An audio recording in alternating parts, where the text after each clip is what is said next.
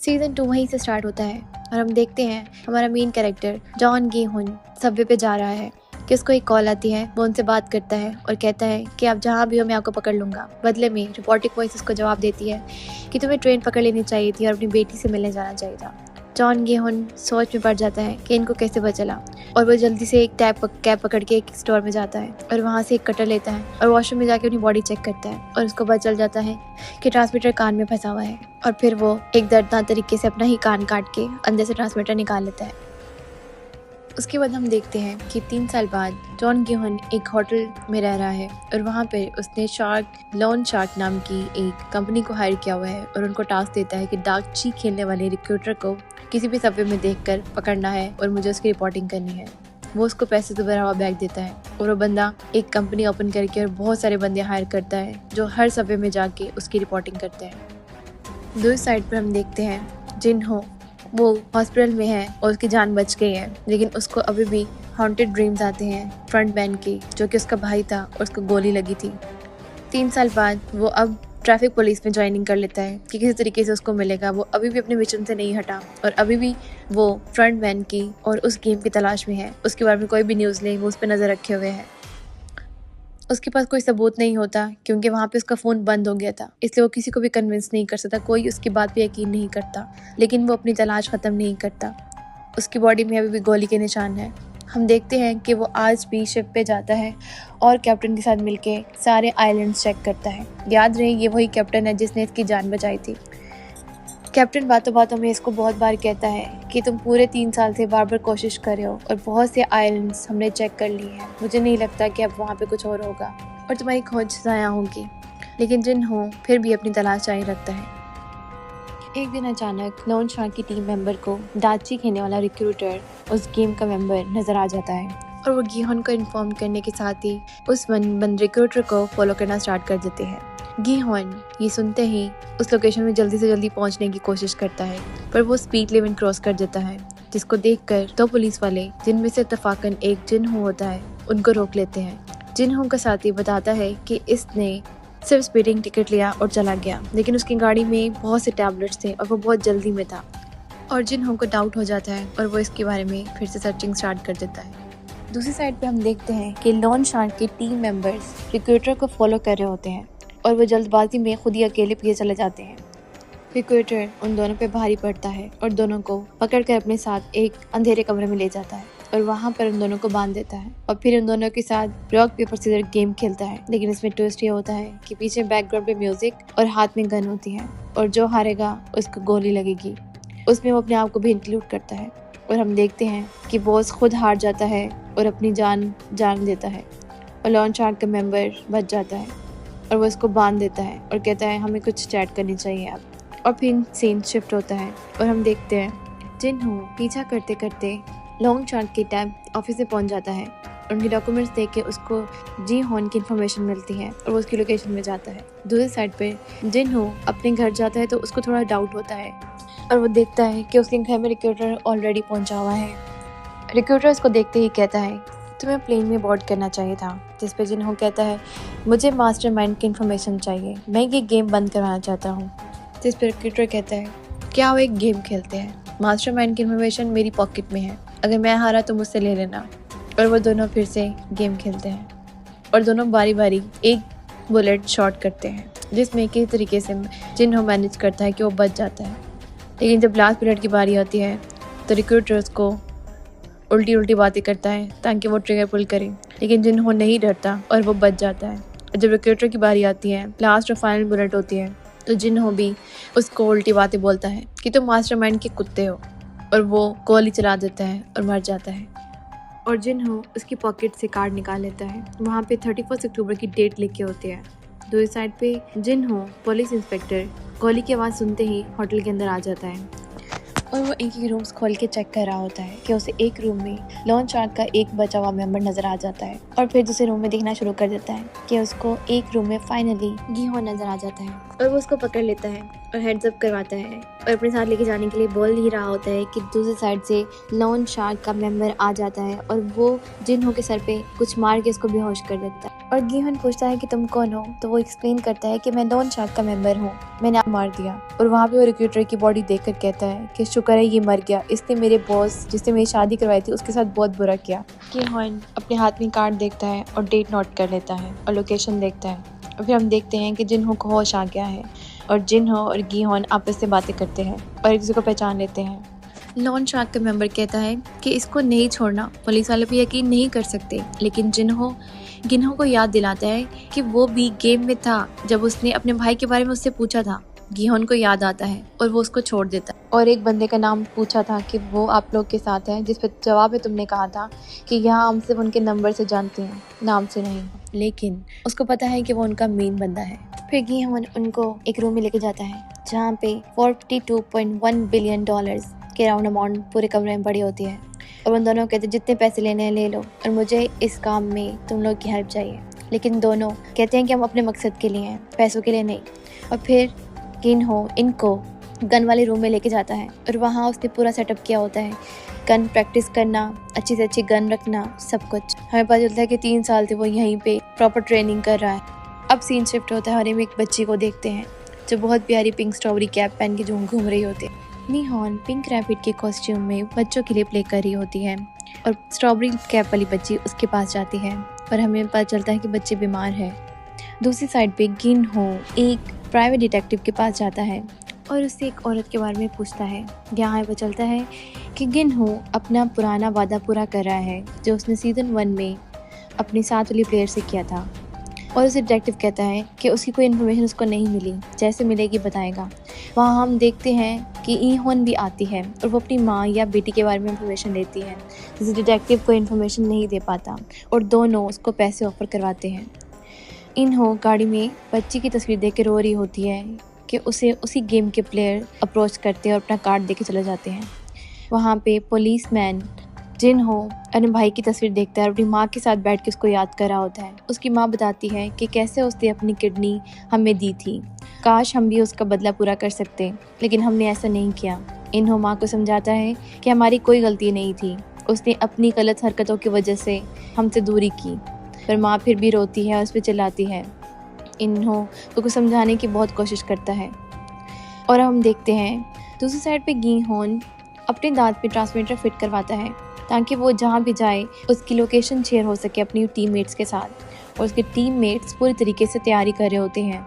उन लोगों ने एक काफ़ी अच्छी टीम हायर कर ली होती है जिसमें शार्प शूटर्स, कैप्टन और सब लोग होते हैं और वो उसी की जगह पे सब प्रैक्टिस कर रहे होते हैं। यहाँ पे गिन्हो अपनी बेटी को कॉल करता है पर बहुत इमोशनल होने की वजह से कुछ बोल नहीं पाता और कॉल बंद कर देता है। ईहोन बच्ची को देखती है कि वो बेहोश हो गई है, उसको हॉस्पिटल लेके जा रहे हैं। वो उसकी कैब उठा के उसके पीछे हॉस्पिटल जाती है। उसको पता चलता है कि उसके बाप के पास पैसे नहीं हैं। अब उसको अपनी बेटी और याद आती है और उसके साथ उसका इमोशनल कनेक्शन बन चुका होता है। वो उसकी कैब उसके ऊपर रख कर चली जाती है। हम उसकी बच्ची के बाप को भी यहाँ परेशान देखते हैं। दूसरी साइड पे शार्क टैंक के टीम मेंबर्स, गीहोन, पुलिस इंस्पेक्टर सब उस रात वाली जगह, उस कार्ड वाली जगह पे जाते हैं 31 अक्टूबर को और वहाँ मार्समैन की टीम को ढूंढने की कोशिश करते हैं। गीहोन की टीम उस रात को वहाँ पहुँच जाती है और सब अलग अलग हो जाते हैं। गीहोन और शार्क टैंक का मेंबर अंदर जाते हैं जबकि पुलिस वाला बाहर बैठ जाता है गाड़ी में, क्योंकि उसकी शक्ल उन्होंने देखी होती है इसलिए वो अंदर नहीं जाता। और वो जैसे ही उन मेंबर्स को अंदर एंटर होता देखते हैं तो वो भी पीछे जाता है कि अचानक से गीहोन को गेम वाले बंदे अप्रोच करके अपने साथ ले जाते हैं और एक गाड़ी में बिठा देते हैं। पुलिस वाला उसको ढूंढने की कोशिश करता है और उसकी लोकेशन फॉलो करते हैं, लेकिन गेम वाली गाड़ी पहले से प्लानिंग के साथ आती है और वो उन सबको कहीं और घुमा देती है। यहाँ पे गीहोन उनसे बात करता है और वो उसको कहते हैं कि तुम्हें अपनी बेटी के पास चले जाना चाहिए था, लेकिन गीहोन कहता है कि मुझे उन बंदों की इन्फॉर्मेशन चाहिए, मैं गेम बंद करना चाहता हूँ, मुझे डर नहीं लगता। गाड़ी में कोई भी नहीं होता, एक रोबोटिक वॉइस होती है और वो उससे बात करती है और वो कहती है कि जो लोग उसमें पार्टिसिपेट लेते हैं वो कचरा होते हैं, उनको अपनी ज़िंदगी की खुद कोई वैल्यू नहीं होती, उनके मरने की तुम्हें फिक्र नहीं करनी चाहिए, वो खुद अपनी मर्जी से आते हैं। गीहोन फिर एक रिक्वेस्ट करता है कि मुझे उसको एक बार और गेम खेलने दो, मुझे उसका पार्ट बनने दो।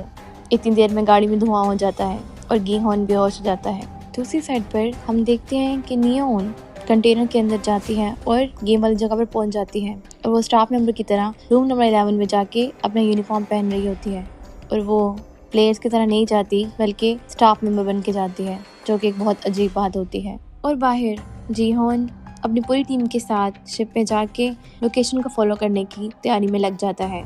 यहाँ हम देखते हैं गीहोन एक बार फिर से गेम के अंदर शामिल हो चुका है और उसका नंबर फिर से 456 है।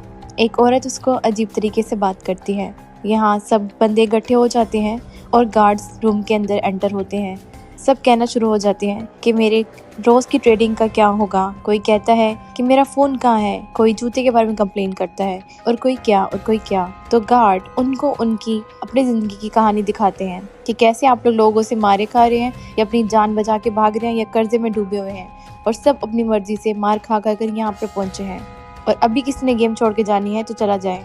जो सुनकर सब चुप कर जाते हैं और कोई भी गेम नहीं छोड़ता। तो गार्ड कहते हैं कि आप सब एग्रीमेंट साइन करें कि आप यहाँ पर अपनी मर्जी से आए हैं, वरना इसको जो साइन नहीं करेगा वो गेम से वैसे ही आउट हो जाएगा।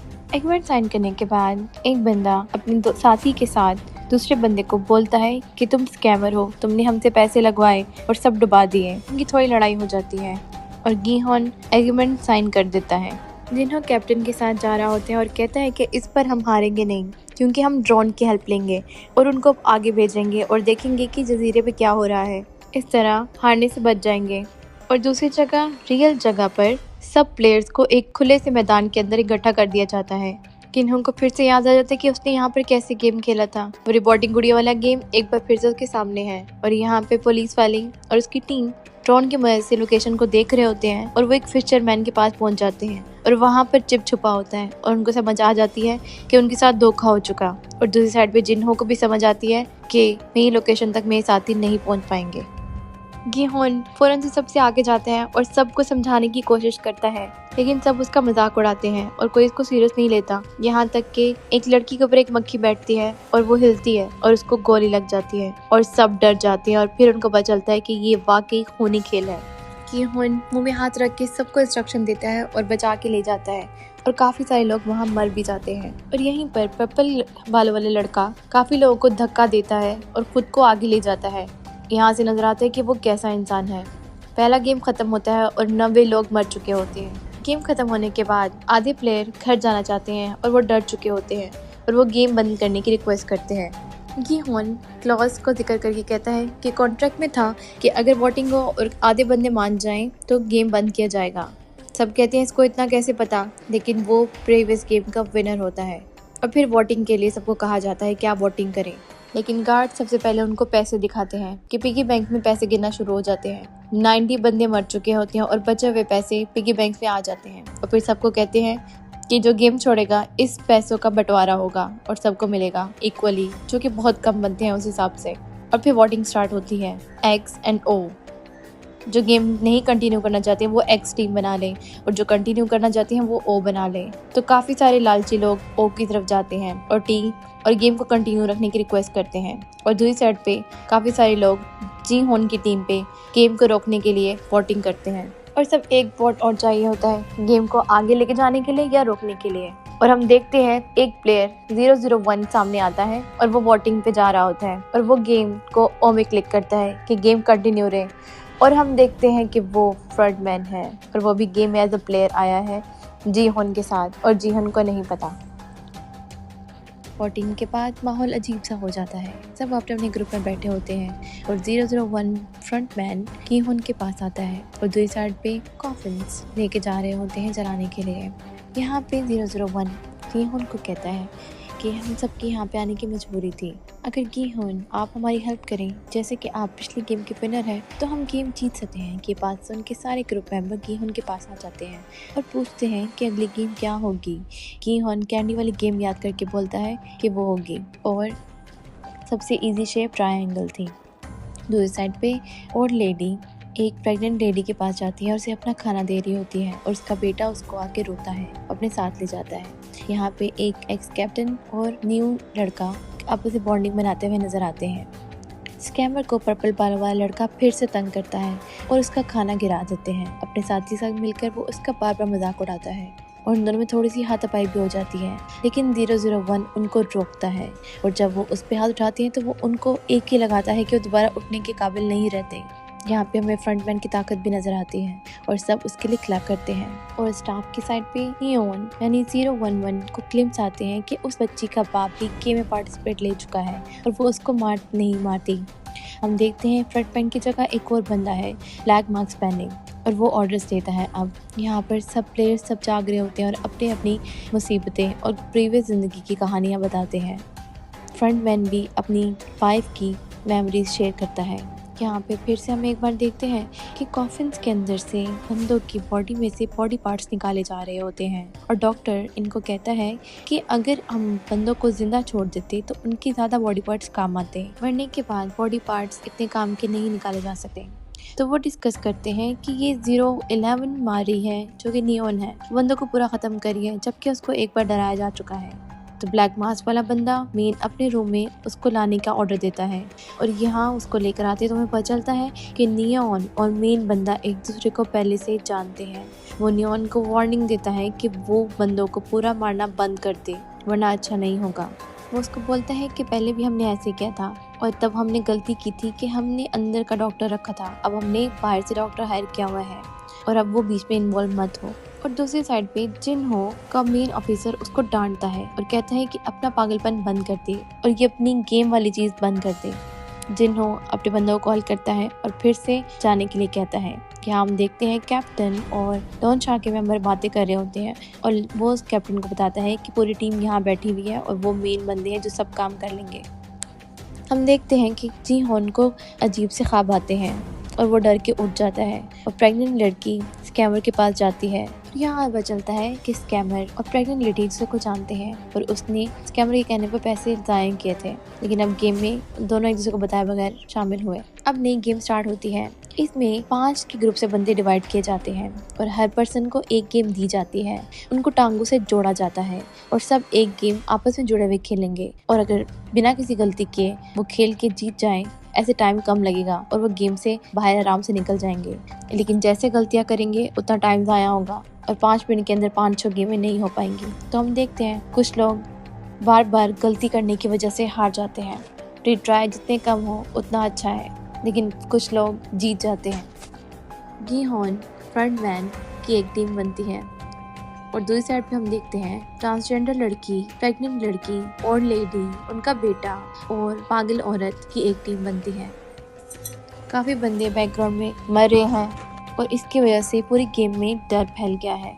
यहाँ पर्पल बालों वाला अपने साथी के साथ बातें कर रहा होता है और हम देखते हैं उसने गले में बैठा हुआ क्रिश्चियन का साइन में गोलियाँ छुपाई होती हैं ड्रग्स की और वो खाता है और अपने साथी को भी दे देता है ताकि उसको डर ना लगे और गेम खेल लें।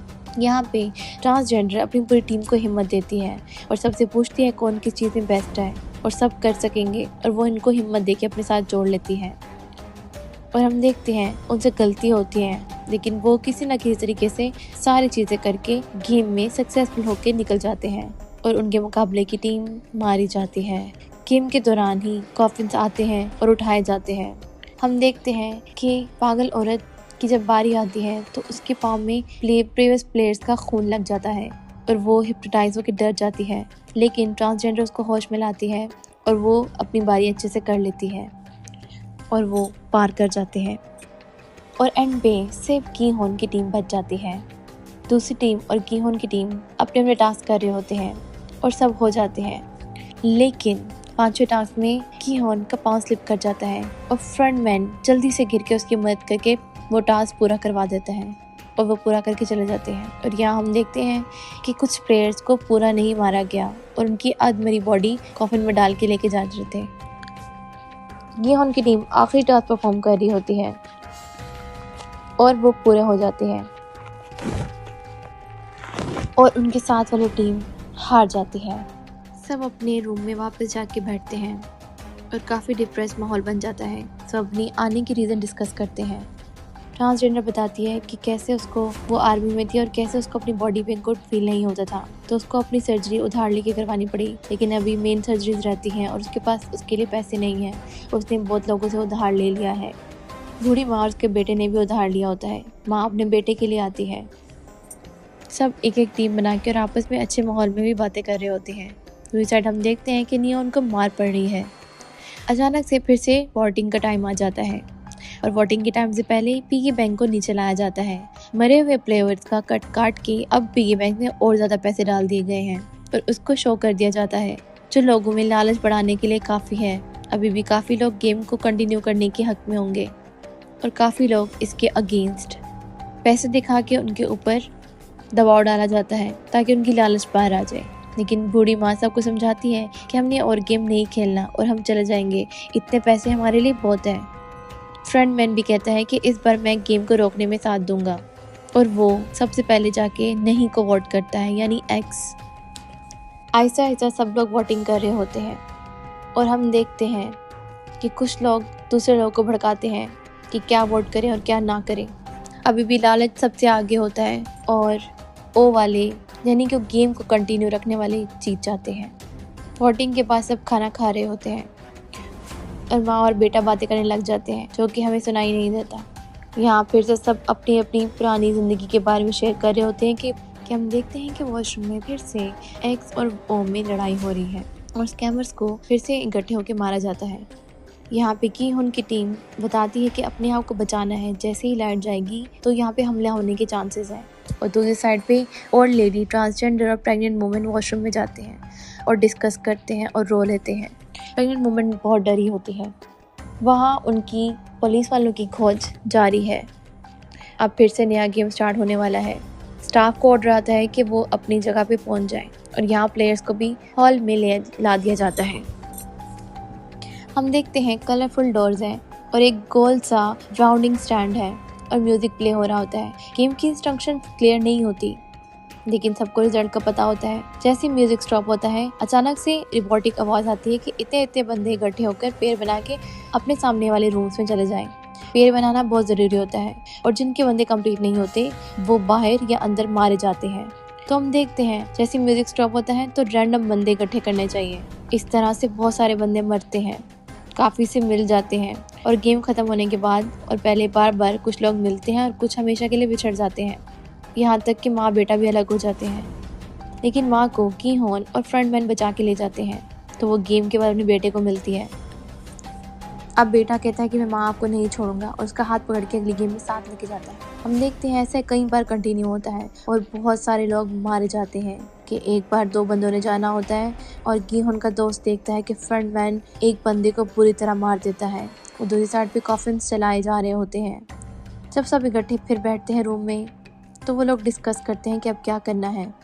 दूसरी साइड पे जिनहो अपनी टीम के साथ डॉन जंगल में फिर भेजता है और देखता है वहाँ क्या हो रहा है और कोई रास्ता निकलेगा या नहीं निकलेगा।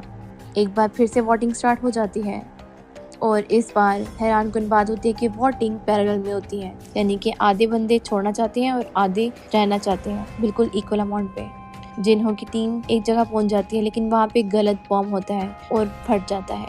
यहाँ हम देखते हैं कि टीम अच्छा वक्त गुजार रही है, खा पी रहे हैं और बातें कर रहे हैं, लेकिन वॉशरूम में एक बार फिर से पर्पल बालों वाला अपनी टीम के साथ स्कैमर के साथ लड़ाई करना शुरू कर देता है। लेकिन एक्स और ओ की टीम के बंदे बराबर होते हैं तो ग्रुप में लड़ाई हो जाती है।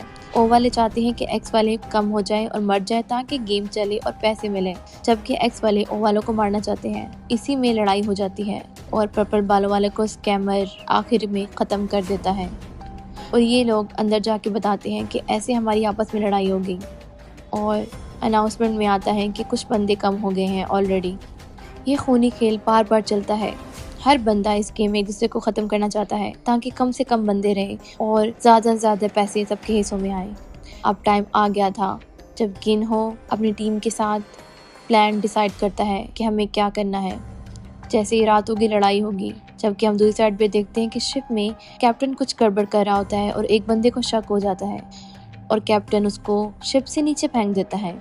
डॉन शाह का मेंबर जब कैप्टन को देखता है और पूछता है क्या हुआ, तो वो कहता है कुछ भी नहीं और बात बदल देता है।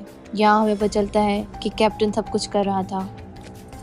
अब गिनहो की टीम प्लानिंग कर रही होती है कि रात को कैसे सरवाइव करना है। गिनहो कहता है कि जो लड़ाई हो रही हो तो कोई भी पार्टिसिपेट नहीं करेगा, आपने सिर्फ अपनी जान बचानी है। रात को हम पर हमला होने वाला है, जैसे ही लाइट बंद होगी कोई भी कुछ भी करेगा लेकिन आपको पार्टिसिपेट नहीं करना, यही तरीका है। और टीम वाले अंदर आएंगे, वो ज़्यादा बंदे नहीं मारने देंगे तो कुछ बंदे मरते ही वो अंदर आ जाएंगे और बचा लेंगे। यहाँ हम देखते हैं कि अनाउंसमेंट हो गई है और 011 भी अपने रूम से बाहर आ जाती है। गिनहो और पूरी टीम डिसाइड कर रहे होते हैं कि कौन कहाँ छुपेगा और क्या करना है। और वो बार बार यही कहता है कि लड़ाई में शामिल नहीं होना, बस जैसे ही गेम ख़त्म हो डेड प्रिटेंड करना है और स्टाफ के अंदर आने का इंतज़ार करना है। हम देखते हैं कि मेन फ्रंटमैन अभी भी कैमरे से देख रहा है और लड़ाई की फिगर्स अंधेरे में उनको नज़र आ रही है। और जब बहुत खून की नदियाँ बहाई जा चुकी होती हैं तो स्टाफ अंदर आ जाता है और लड़ाई रोकने की कोशिश करता है। और हम देखते हैं मरे हुए बंदों में से जी होन की टीम होती है और वो स्टाफ पे हावी हो जाती है और उनको पकड़ के गिरा लेती है और उनकी बंदूकें ले लेती है और वो स्टाफ वालों पे गोली चला लेते हैं। ट्रांसजेंडर एक्स कमांडर होती है, वो भी जल्दी से एक गन पकड़ के सबको मारती है। हम देखते हैं वहाँ पे रेड अलर्ट उड़ जाता है और स्टाफ को और अलर्ट करके और अंदर जाने के लिए बोल दिया जाता है। यहाँ गिनहो की टीम ने अंदर काबू पा लिया है और वो बचे हुए लोगों से कहते हैं कि जिनको गन चलानी आती है वो हमारे साथ आ जाए। ट्रांसजेंडर जो कि एक्स आर्मी ऑफिसर होती है वो बोलती है कि ऐसे गन को चलाना है, तो उनमें से आधे लोग उनके साथ आ जाते हैं। बूढ़ी माँ अपने बेटे को नहीं जाने देती और हम देखते हैं वो एक स्टाफ मेंबर को अपने साथ बांदी बनाकर आगे ले जाते हैं कि वो उनको फ्रंटमैन के मेन ऑफिस तक ले जाए। वो जैसे जैसे आगे जा रहे होते हैं तो जीत रहे होते हैं, वो स्टाफ मेंबर को मारते हैं और आगे जाते हैं, लेकिन उनकी एमओ कम होना शुरू हो जाती है और स्टाफ मेंबर भी ज़्यादा आना शुरू हो जाते हैं। आगे जाके गिनहो कहता है कि मैं और मेरा साथी फ्रंटमैन की तरफ जाते हैं, तब तक आप लोग यहाँ संभालें। ट्रांसजेंडर दूसरे आर्मी वाले लड़के को बोलती है कि तुम गोलियाँ लेकर आओ, अंदर और भी हैं, हमें कम हो रही हैं। वो गोलियाँ लेने जाता है और डर जाता है और डर कर वहीं रुक जाता है। यहाँ पे उनकी आर्मी हार रही होती है और स्टाफ ज़्यादा होने शुरू हो जाते हैं। वहाँ हम देखते हैं कि गिनो और उसका दोस्त बंदों के बीच में फंस जाते हैं और छुप के वार करने की कोशिश करते हैं। फ्रंटमैन अब अपने असली रूप में आ जाता है और उनको कहता है कि मैं फंस गया हूँ, जबकि वो झूठ बोलता है। गिनो और उसका दोस्त फंस जाते हैं और हम देखते हैं कि ट्रांसजेंडर गोली लेने खुद जाती है और वहाँ पे वो आर्मी वाला लड़का छुप के बैठा होता है, तो वो उससे गोलियाँ उठाती है और आने लगती है कि उसको माँ रोक देती है कि तुमने नहीं जाना, और वो रुक जाती है। फ्रंटमैन 001 फ़ोन पे झूठ बोल चुका होता है, तो अब वो गेम से गायब है। हम देखते हैं कि गिहोन और उसके साथी पकड़े जाते हैं और एक और ब्लैक मार्क्स वाला फ्रंटमैन सामने आता है और वो उसके दोस्त को उसके सामने गोली मार देता है। उसका दोस्त गिनहो को देखता है कि जैसे वो उसको बचा लेगा, लेकिन नहीं बचा पाता और वो मर जाता है। गिहोन बहुत ज़ोर से चीखता है और ज़मीन पर लेट जाता है। यहाँ पे सीज़न 2 एंड हो जाता है और हम पोस्ट क्रेडिट सीन में देखते हैं कि अब एक नहीं 2 बड़ी डॉल्स हैं और रेड लाइट ग्रीन लाइट का गेम फिर से होगा और ज़्यादा मुश्किल होगा। और हम देखते हैं 3 प्लेयर्स अभी भी जा रहे हैं, यानी कि अगले सीज़न में शायद इन नंबर वाले प्लेयर्स होंगे।